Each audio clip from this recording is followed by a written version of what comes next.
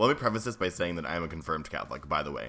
But today we're doing Valak, the demon nun from the Conjuring 2. Super cute. I love her. This is easy enough where you can really go to the Halloween store and just get like a couple cream paints and you can do this entire thing. So that's the reason why I think it's simple. And as far as technique wise, it's pretty straightforward. Do you know what I'm saying? But without further ado, let's just jump right in.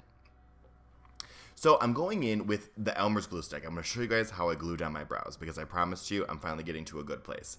So with my Bushman eyebrows, I'm really erratically pushing this glue stick into my brow just to really get as much glue in my eyebrow as possible, but also so it's coating hair in every direction. Once we do that, I'm using one of these brow groomers and I'm going to comb it straight up. That's really the key here, is straight up. I always did it directionally and it never works out good enough. So once that's good and combed, we're going in and I'm really pushing. I'm pushing it straight up.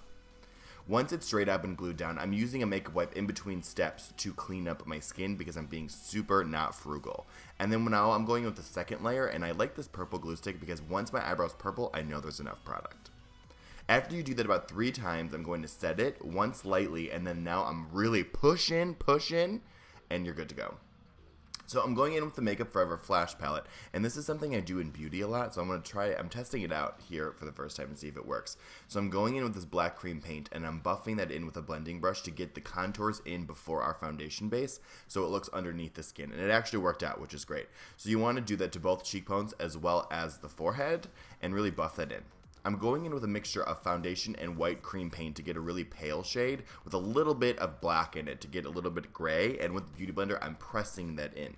I'm pressing it now specifically on purpose because we have those shaded lines underneath. We don't want to remove or disturb them by buffing with a brush. So I'm using that to get a full coverage foundation base, but also, oops, my phone. Also, my contours are still showing through, which is great. Do you see that? Magic. So I'm going in with the white cream paint again, and now I'm going to highlight. So we're just going to highlight the cheekbones and the brow area. Super straightforward. I'm using the Makeup Forever Clown White, the Makeup Forever cream paints. They just blend out so beautifully. You'll see here in a second that I'm using my Beauty Blender to buff it in. And also, it probably seems like I'm sponsored by Makeup Forever this Halloween. I'm totally not. I just love them. My favorite makeup brand of all time. But you can see how beautifully and how fast this blends out. And a Beauty Blender helps too, but it's just like, oh, it's perfect. It's perfection. So I'm just doing that and blending it out on the brows, and we're good to go, Sister Nebs. So I'm going in with the Laura Mercier setting powder, which has a yellow base. It's not white, so you guys can see that it's bringing a little bit of skin tone back into the makeup and a little bit of warmth, so it looks more like pale skin, which is great. I'm going with the Artist 4 palette, which is with this gray shade, which is quickly becoming my favorite because this is the only not warm gray eyeshadow I've ever found. So I'm going in and we're just going to buff that into the brow. You don't really have to blend out too much because this makeup look is really grungy. But, you know, it's going against my natural instincts to blend a lot, and it really shouldn't be too soft because it is very, you know, an erratic makeup. But after we get the gray down, I'm going in with some black to deepen that bad boy up, just right in the crease, blending it right over the brows. And then with another black cream paint, this one's from the Flash palette as well, I'm applying that to my lid, blending it all the way up to my crease in a very erratic motion. Don't be neat here, it's okay.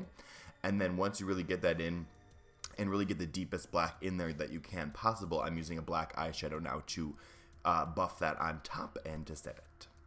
I'm putting in these Eerie Fairy contacts by ScleraLenses.com, and I'm going in with now a nice brown mixed with black and white. So I'm getting like a taupe color, and I'm using this texture sponge by Makeup Forever, and I'm dotting that all over my face to get that mid-tone texture in there. And then now I'm getting the other side of the sponge with white, and I'm going to put that on top. I was looking at an HD image of her, and she did seem to have a lot of stippling texture marks on her skin, so I was like, perfect, I love that. So my camera's too bright yet again, so I turned it down a couple pegs so you guys can really see that texture. I'm going with the black liner now. This is, of course, Tardiest Black Double Take Liner in black, and I'm putting that in my waterline, and then buffing that out with the gray eyeshadow that we had used previously from that Makeup Forever palette, and you got a nice grungy eye. Oh, I said grungy again. Ooh. So I'm going in with this warm shade now from that same palette, and I'm just adding a little bit of warmth, but also deepening up that contour. And so I don't want it to look too flat, I'm taking that white stipple sponge and I'm stippling white right back on top because I don't want it to look too flat, and I want it to look underneath the skin. And I'm setting that one last time. Since this is a cream paint, you do want to set it, or they will slip and slide around the face, and this makes it look more in the skin anyway, which is perfect.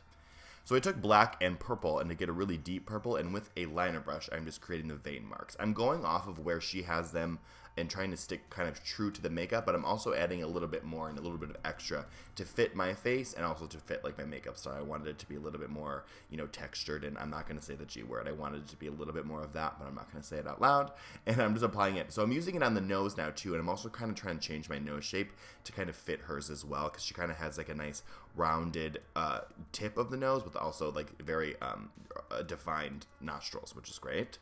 And then just keep going in with more veinage. Super, super easy. Once you really get all the veins in here, since this is a cream paint, you're going to want to set it. But setting it is also nice, too, because it makes the color fade out a little bit, and it looks a little bit more like it's part of the face instead of resting on top of the face.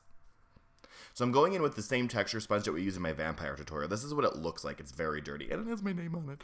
But I'm going to use that now, and this is a perfect brush to really stipple on anything. So I'm taking black face paint, and I'm going to stipple that on my mouth over and over and over again until I get a very pigmented inner lip, and then it kind of fades out into this dotting motion on the outer lip into the face. So I'm just using this over and over to really press that in. And then if you guys want to, you guys can set it also again with either a loose powder or a black eyeshadow so it doesn't move around the face. And then now I'm adding just a little bit more texture, but this is straight black. So I'm adding black to the tops of the cheekbones, kind of around the nose. We're going to dirty her up a little bit. She's just got into a fight with Lucy. You know what I mean? So we're just kind of pushing that in and getting it real dirty. So I don't recommend this at all. This is just for visuals, but I took a t-shirt that I cut in half and I put it around my head like so. And then with the second cut off section, I tied that in a headband and I put that on my forehead. And then with some pant legs, I cut off an old pair of dress pant legs, and I'm gonna rest that on top, and now you have yourself a janky nun. But I would definitely recommend buying something like this on Amazon. We are getting to about the 2-week mark to Halloween, so I would recommend purchasing all of your contacts and all that kind of stuff soon, so you have it in time. But that's a finished tutorial, my friends. See, it's pretty straightforward and pretty easy, but it's very striking. It's very scary. So I really hope that you guys learned something new and you like this video, and definitely subscribe, and I'll see you guys tomorrow night. Bye, friends. Oh, follow me on Snapchat, because I'm bored sometimes, you know. I like to just chit-chat with you homies. Okay, bye!